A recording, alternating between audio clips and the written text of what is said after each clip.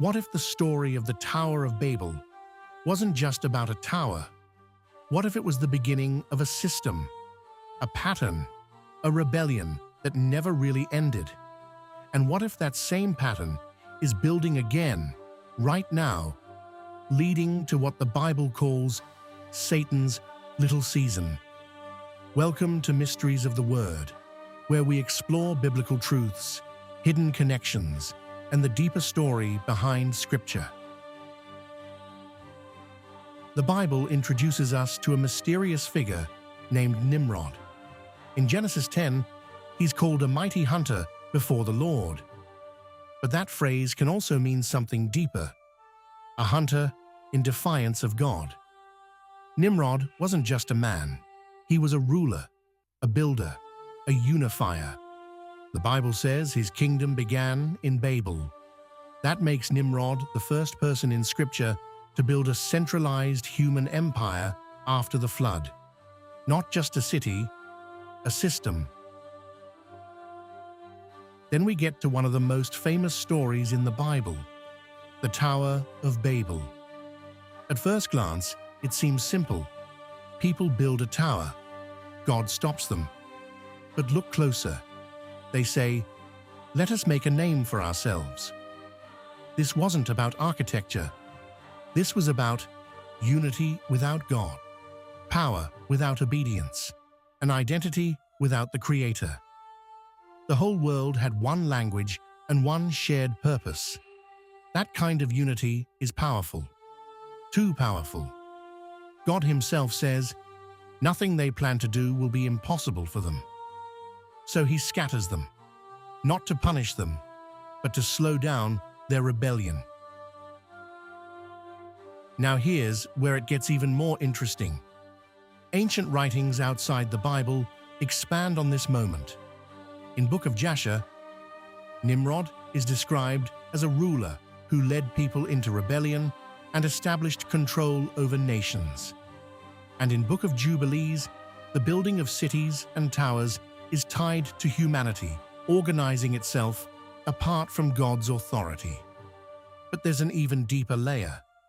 The Book of Enoch tells us about the Watchers, fallen angels who came down before the flood and taught humans forbidden knowledge, advanced building, weapons, astronomy, and secrets of the earth.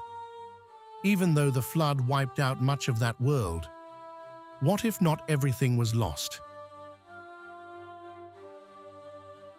After Babel, humanity is scattered. Languages are divided. Nations are formed. But knowledge, it doesn't just disappear. It fragments. Some believe pieces of ancient knowledge, ideas about building, symbolism, even spiritual concepts, were passed down through generations. And this is where some people draw connections to groups like Freemasonry. Now let's be clear. The Bible does not say Freemasonry comes from Nimrod. But Freemasonry uses temple imagery, builder symbolism, sacred geometry, and hidden or revealed knowledge. And their traditions often talk about ancient wisdom being preserved and rediscovered. So the question isn't, is Freemasonry from Nimrod? The question is, why do so many traditions across history point back to lost knowledge, builders, and ancient systems? When you step back, you start to see a pattern. It didn't end at Babel, it repeats. Throughout history, empires rise and try to unify the world. Leaders seek control and influence, and systems form that replace dependence on God.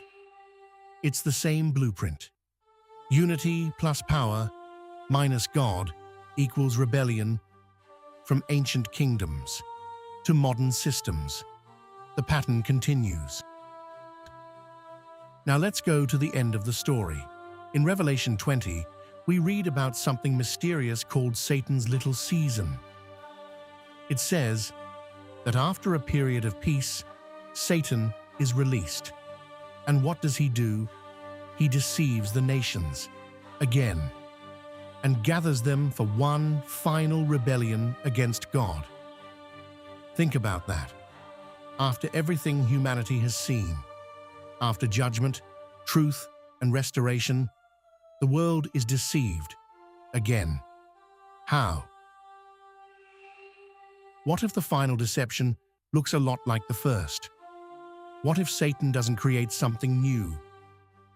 He rebuilds Babel, a united world, a shared system, a common purpose, but without God, just like in Nimrod's time, just like at the Tower, only this time on a global scale.